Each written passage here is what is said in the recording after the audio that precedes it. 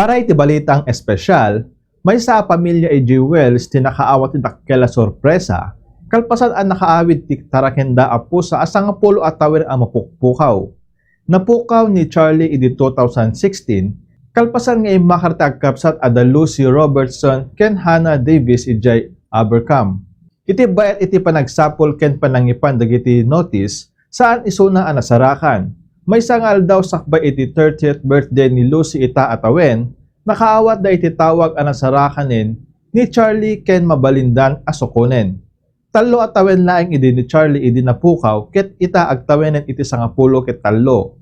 Sigon iti agkabsat, nasakit ken nakabutbuteng iti naglasatan data in pagarup da posible ana isagmaket iti tarakenda. Nupay kastakit saan daan na awanan iti namnama ket kalpasan iti maysa a dekada kadwada manen ni Charlie.